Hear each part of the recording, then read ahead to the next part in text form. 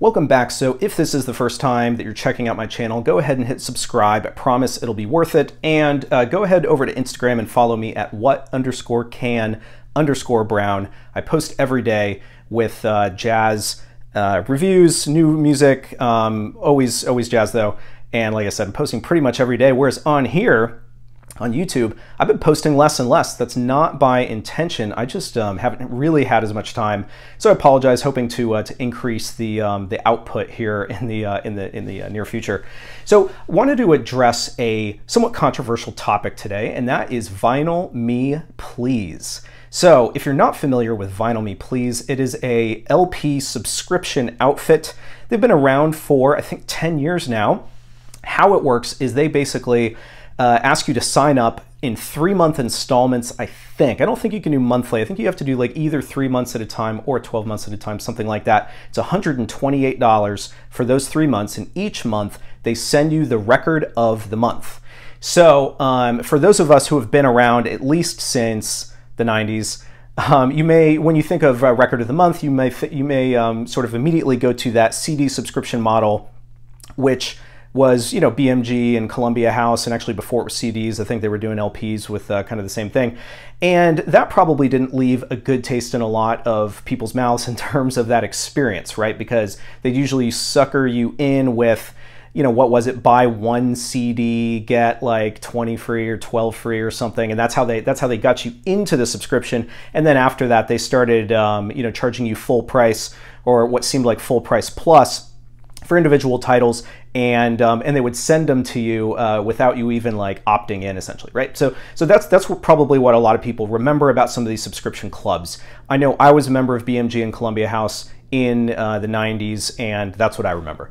So Vinyl Me Please is similar but different. So there is a monthly title that they say that they release, and there's basically 4 tracks that you can sign up for. And what I mean by track is basically genres. So they have one that is country, they have one that is hip hop, they have one that's called Essentials, which tries to be all genre, but it's kind of like pop and like indie rock and some others. And then there's classics, and classics is by and large jazz and blues, some R&B. All right, so those are the 4 basically genres that you can sign up for, and when you sign up for that genre, every month you get whatever album they determine is going to be the monthly release. So in that way, there is a little bit of this like forced thing, right, where it's, you know, you have to get this record. Interestingly, just in the last maybe year, maybe 2 years, they've actually allowed you to take store credit, to take like cash instead. You know, it's obviously store credit. It's not like they send you your money back. But you can basically pull your money out and say, no, I don't want that one. You know, that's one that I'm not interested in. And you can carry that money forward to a future month where you can, I don't think it like takes the place of your subscription dollars, but you can then use it to buy some of their exclusive titles that they have outside of their monthly series. So the point is that you don't have to take the record that they're saying is the monthly one. They give you plenty of time. You also, and I think they've done this for a while, you have the option to actually swap out whatever it is that monthly release is. You can swap it out for something else that they also have in their catalog. It's not everything. Stuff goes out of print and not all their exclusives are eligible. It kind of depends. But, you know, by and large, I think when you have the opportunity to swap, you're choosing from like, I think over like 100 records, maybe even more than that. So there's lots of opportunity basically to get what you want. The reason why I wanted to make this video is a couple of things. I wanted to highlight some of the records that I am personally, am excited about, and I think I want to share some of like the tips for things to look for to help you know if you're going to get a decent sounding record, right? Because if you're in this jazz space and you're interested in reissues, there's a lot of choices out there. Some of the material that's put out on Vinyl Me Please is simultaneously or soon thereafter released on other labels, and so it isn't just limited to Vinyl Me Please.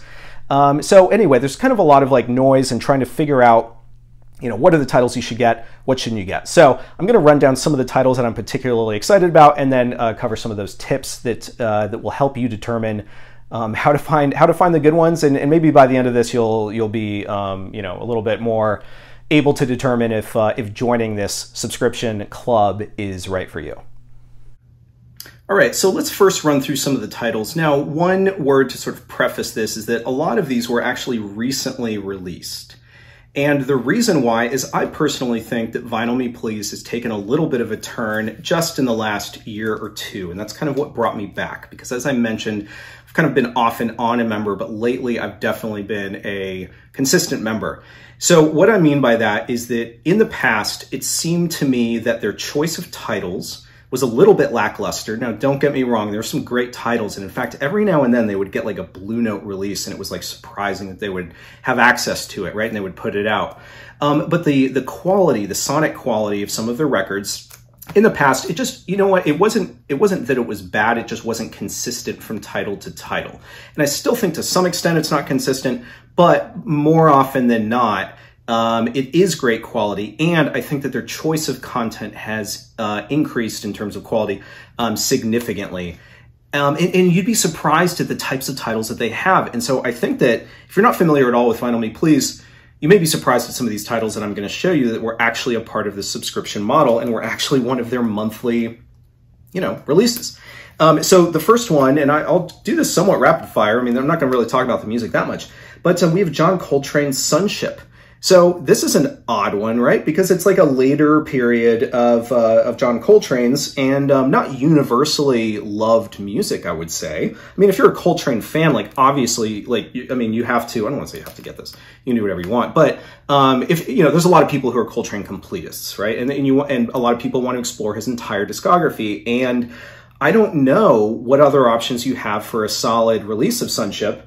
Recently anyway. And this one, guess what, happens to be all analog, lacquers cut from the original tapes by Ryan Smith at Sterling Sound, pressed on 180 gram vinyl at RTI. Those are some of the qualities that you would expect from an Analog Productions release. And here it is. It was in the Vinyl Me Please series. And, again, I mean, it's not like these are the cheapest things in the world. I mean, $128, I think, is what currently the 3-month number is. But the point is that what you're getting when you do get that classic series record in is not something that's just throwaway, flimsy vinyl that doesn't sound good. There's actually some attention placed on it. So that's Coltrane's Sonship. Here's another one that was interesting to me, and this one actually was not one of their monthly titles, but was one of their exclusive pressings. So I think I mentioned this already. So they have the monthly titles. Outside of that, they press what they just call exclusive pressings, which I don't think anybody else has the ability to press, or I think more often than not what they mean is in this variety. So what they'll do is they'll call it exclusive, but it's only because it's a certain color of vinyl, right? And then it'll also be released elsewhere. So up to you on whether you want to get the Vinyl Me Please or whether you want to get something else. But if you're doing that, swapping a title out for store credit and holding on to that money for later, it's a great way to spend that money. So this is Oneness of Juju, Space Jungle Love. Again, very interesting title odd that they would choose this for that series, just because it's not a very well-known title, but it certainly pleases those of us who are big fans of jazz. So what's the situation on this one? It says lacquered directly from the original tapes by Bernie Grundman. A little bit different language, but that's what it says. Limited to 500 copies, and this is on purple vinyl with green smoke. So yeah, Oneness of Juju. I do have an original of that one, but I mean, it doesn't sound as good as that one does because mine's not in great shape. One of the titles that is particularly great in terms of its sonics is Gabor Szabo. Is that how? I don't know how do you pronounce that. But Dreams. So all analog, lacquers cut from original analog tapes by Ryan Smith at Sterling Sound, plated at QRP, pressed on 180 gram vinyl. I just listened to this right before I started this video. It's the reason why I decided to make this video tonight, is because I just listened to this and it sounds phenomenal. This is one of those records that if you're not a jazz fan, or if you have people over who don't really listen to jazz, you put this on, you'll convert them at least to this album. Everybody's going to want to go and get a copy. I have an original of that one. This one sounds better. So another, I think that I've mentioned this in another video, and I probably didn't attempt to pronounce the name either, but you can see it right here. So this is another one of their exclusive pressings. Also sounds great. This is one that I'd never heard of before, and only because Vinyl Me Please put it out did I decide to preview it and then eventually buy. And I think I probably got that for store credit as well. So Real Gone Music recently has been repressing the Black Jazz series. And I think a lot of folks probably who follow this channel are aware of that because, well, they're decent pressings anyway. I don't want to say they're phenomenal, but they're inexpensive. There's a while where they're like 50% off. You could get them for like 10 or 12 bucks a piece. But anyway, Vinyl Me Please put out an exclusive series of these. And so this is it, and it's on Black Swirl vinyl, which is what makes it exclusive. So I mentioned that Real Gone Music is doing it outside of this. Limited to 500 copies. They're hand numbered, which is kind of cool. Not all these are hand numbered. Some of them are stamped. I don't know. But yeah, they did it with a bunch of them. So not just Rudolph Johnson, they did it with The Awakening, Hear, Sense, and Feel. What else do we have here? Because I've got some others. So one of the other exclusive titles that I would say is one of the lesser ones in terms of quality. You know, I'm not just singing their praises here. But this was Louis Armstrong Wishes You a Cool Yule. Green vinyl, 1,000 copies. It's fine. You know, I don't think that one is pressed from any original tapes. I don't even know if that album exists in like an original format. I think it was a compilation. It is what it is. Another one is Dizzy Gillespie's Afro, and all analog lacquers cut from the original tapes by Ryan Smith at Sterling Sound, pressed on 180 gram vinyl, RTI, kind of etc. And this one sounds great. And this is one of those that was released on like Norgren. I mean, I really challenge you to find an original Norgren copy that actually sounds as good as this one does. All right, one of my other favorite ones, in addition to Dreams that I showed you a little bit earlier, in terms of how good it is, in terms of how good it sounds, is Ornette Coleman's The Shape of Jazz to Come. So the credentials on this one: AAA, lacquers cut from the original mono tapes by Ryan Smith at Sterling Sound, pressed on 180 gram vinyl at RTI. This one is fantastic. It definitely bests the original, and I don't think that they've put this out in a non-Vinyl Me Please format in terms of this remastering, this reissue. So this is how you can get it. A couple of others, you know, so I think you've kind of seen there's some old school stuff. There's some like 70s, you know, kind of spiritual jazz stuff. There's some avant-garde stuff, right? But there's also some more sort of, I don't want to call it mainstream, but more hard bop stuff. So you have Three Faces of Yusef Lateef. So yeah, this title came out quite recently and sounds great. I actually probably should give that one a closer comparison than what I've done to the original. But moving along, you have Lee Morgan Quintet Take 12. This was originally put out on the Jazzland label. I've made a point of getting as much original Lee Morgan music as I can, but haven't been able to track this one down in its original form. So this is also all analog, lacquers cut from the original analog tapes by Ryan Smith, Sterling Sound, RTI, 180 gram. All right. One that probably is difficult to get now. So that's the other thing, is that sometimes these things come out and there's high demand, and then the prices go up in the aftermarket, and and they're difficult to get, right? So sometimes this stuff comes back in print, and that actually has happened more often than not. But one that I don't think has come back in print is the Rubaiyat of Dorothy Ashby. So I don't have an original of this. This is the only copy I have, and it sounds really, really good. All analog, lacquers cut from the original analog tapes, Ryan Smith, Sterling Sound, 180 gram, pressed at QRP. So this is a great one. I also don't think that this has been put out in this pressing, this remastering, in any other format, so you have to get it from Vinyl Me Please. One more for you, and then we'll move on. Billie Holiday, Lady Sings the Blues. So, all analog, lacquers cut from the analog tapes, Sterling Sound, 180 gram QRP. This sounds great as well. I personally find, especially Billie Holiday, some of the modern treatments of her stuff is just so good, and I think the reason why is because the originals are just so bad, because they haven't been kept well. So they're in like not great shape. They don't sound as good as they should, and it's very refreshing, I think, to get a quality reissue of Billie Holiday's work. All right, so a couple of tips on what to look for in terms of which of these titles you should probably pick up. So let's say here, I'm not trying to tell you should get a subscription. If you're already a subscriber and you're going through the monthly titles, and let's say you haven't heard of some of the stuff, You could obviously choose based on the quality of the music, but you could also choose based on the quality of the pressing.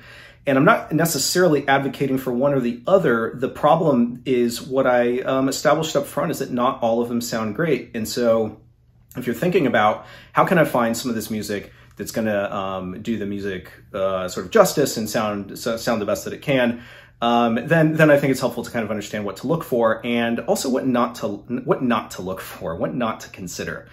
So one of the criticisms that I've heard about Vinyl Me Please is that they sometimes press on color vinyl.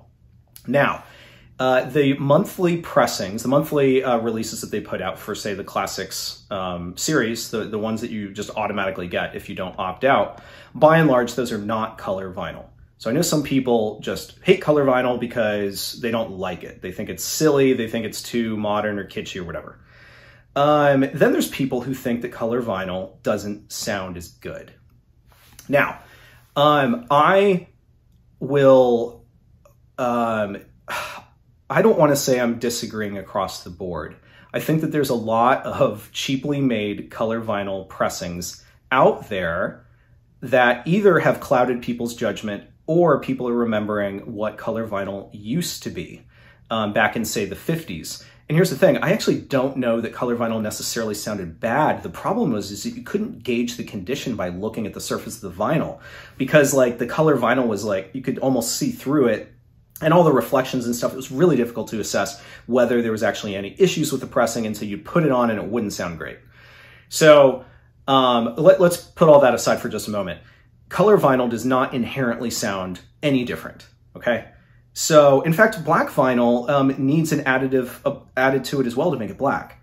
So everything is getting some sort of additive. I'm not the expert. I'm not going to say that it's the exact same thing, but what I will say is that color vinyl is no indicator of it sounding worse.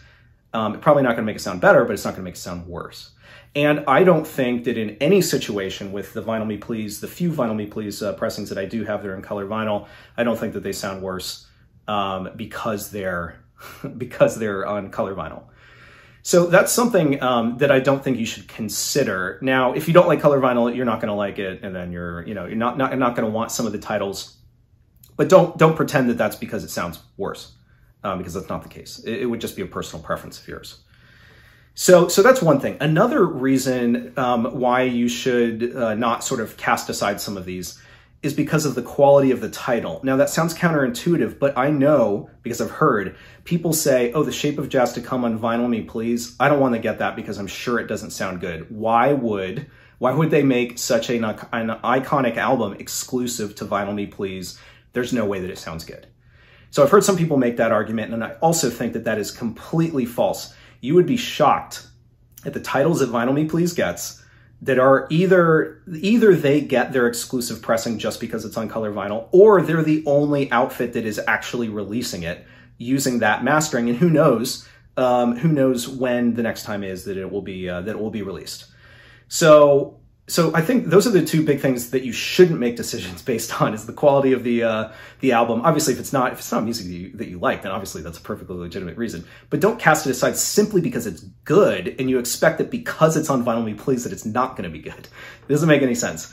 And then the color vinyl thing. So what to look for when you're determining whether you want some of these. So personally for me, I look at the pressing details, and Vinyl Me Please is both upfront as well as sometimes, I think, unintentionally cryptic. And why I say that is because on a lot of these that I showed you earlier in this video, I was able to read on a sticker on the outside of the plastic outer sleeve that it's a all analog pressing by Ryan Smith, sometimes Bernie Grunman, pressed at RTI 180 gram vinyl. They are by and large quite upfront with how these things were remastered and what you're getting. Now, if they don't say anything like that, then yes, it's very likely that it was sourced digitally, or that there's a digital step or like whatever, right? But by and large, if you go to Vinyl Me Please's website, you'll actually be able to see by title what the details are if it's an all analog pressing. And I know that that's important for some people. For others, it doesn't matter to them, and that's fine. But again, if you're trying to prioritize where your dollars go, this is what I do. I look at the pressing details to determine if it's going to be good or not. So are there titles that they've put out that aren't as good that I made a mistake on? Yeah, sure. There are, and I think that the Blossom Dearie title on Verve is one such example where I got it in. I already had an original. Why did I get it? Well, you know why I got it probably is because it was the monthly title, or maybe I just bought it as a swap. Might have been looking for a swap to do. So anyway, got it in and I listened to it, and it just wasn't as dynamic, and I was disappointed. But then like the next month I got the Dinah Washington one, and it sounded, and I don't think I showed that to you, it's somewhere here. And it sounded fantastic, and I was just blown away at how well they could treat a MRC title from the 50s and make it sound sort of fresh and new because it was all analog. The point is that you can actually research this stuff before you decide to allow them to ship it to you. So yeah, I personally think that that's a step that you have to be willing to take if you're going to join this subscription model. All right, so before a few closing comments, I did just pick up the Blossom Dearie one, and it was funny because the sticker on it says, lacquers cut by Kevin Gray at Coherent Audio. Doesn't say all analog though. So I don't know if maybe I just had a problem with this pressing, didn't think it was as good, or maybe it isn't all analog and all they're advertising it is lacquers cut by Kevin Gray. One other that I neglected to mention, just because I wasn't, I guess, that excited about this one, is Star People by Miles Davis. So again, they get John Coltrane, they get Miles Davis. But 2 LP release of the 1983 album, all analog, lacquers cut from tapes, Ryan Smith, etc. 180 gram, you know, that stuff. So anyway, some interesting titles. So speaking of interesting titles, I wanted to reference a few things that are coming up. One is actually something that I mentioned, I think in a prior video, maybe my last video, where I was talking about releases that I was excited about. And I mentioned, I want to say, yeah, it was an Isaiah Collier album that they're putting out. And so that is one such example of a title that you can get that was, you know, that was sold out. It was hard to get. Values went up to $100. Now Vinyl Me Please put it out, and then that pressing sold out. But point is that they put out some of these exclusive pressings and reissues and things, and only for a limited time, 500 copies, then they disappear. And that's all they do. So it can be fun to be a member and even just keep track of some of these titles, because basically anything that's put out via like an email announcement and you're a member, you really have a chance to get, certainly before you know the masses do. So I haven't missed out on any title that I've wanted, at least if I was aware when it was coming out and I prioritized actually going and buying it. So anyway, outside of that, there are 3 titles that were just announced as part of the monthly classic series. You notice I keep talking about classic. I'm not interested in hip hop or country and any of that stuff. Not on vinyl anyway. So anyway, the next 3 titles, I think I'm going to be able to do this in order. Let's find out. So one is the next one for, this must be May because we just had April, is that right? Or is this April's title? Anyway, it's April's title, Odetta and the Blues. So that one is more on the blues side. Well, obviously, I will get it because it's all analog, and so I'm excited about that one. It looked like it was going to be a decent pressing, and, you know, am I the biggest Odetta fan? No, but I think that this could be, in fact, I don't know if I have a single album of hers. I think this could be a good gateway for me. I've been getting into a lot more vocals lately. So I personally am excited about that one. Coming up in May is another Blue Note title. Now, it is not the most desirable Blue Note title, but it is a great one, I think. So it's by Freddie Roach. It is not that one album with those weird vocals on it. It is Brown Sugar. And so I'm personally excited about this one. Freddie Roach's Brown Sugar on Blue Note. This is a Vinyl Me Please sort of exclusive pressing, I suppose. I'm gonna have to do the research and find out if like Blue Note is putting it out in their 80th anniversary series or anywhere else. I don't think they would do a Tone Poet of that one. But it's been interesting sometimes when Vinyl Me Please gets access to Blue Note and is able to put them out. So I will be getting that, and I look forward to comparing that to my original. And so then coming up in June is Thelonious Monk, Monk's Music. So this is the album that features him, like, what is it? He's in those little like radio flyer, you know, pull, what are those things called? Like a little cart or whatever from like the 50s. Or I guess they still make them. Those metal radio flyer things. And he's like kind of crouched down. Came out on the Riverside label. I think it features him in a sextet format, which is always exciting to get some horns in there, add some interest. So I'm very excited about that one. And like, is anybody else putting out Monk's music, or is it just Vinyl Me Please? It seems crazy to me that they would get access to such an iconic album from the Riverside catalog and not have like Kraft be all over it, right? Like they're putting out the Chet Baker stuff from Riverside, etc. So anyway, I'm pretty excited about some of these upcoming titles. And like I said, I think in recent years, they've really taken a turn in terms of the choice of music that they've put out, and overall the quality levels have gone up. So, you know, I said that I didn't want to make this a Vinyl Me Please commercial. And it isn't. I mean, if they want to give me a, you know, free subscription, it'd be fantastic. But I've simply have found there to be a lot to enjoy about being a member. Don't get me wrong, I carry around like a $75, $80 balance from like trading or swapping for store credit every now and then because I'm not interested in the title. But I don't know. To me, it seems low risk, and hopefully this gives you a better idea, I guess, of what you can get and what the experience is like. So thanks very much for sticking with me, and I'll see you next time.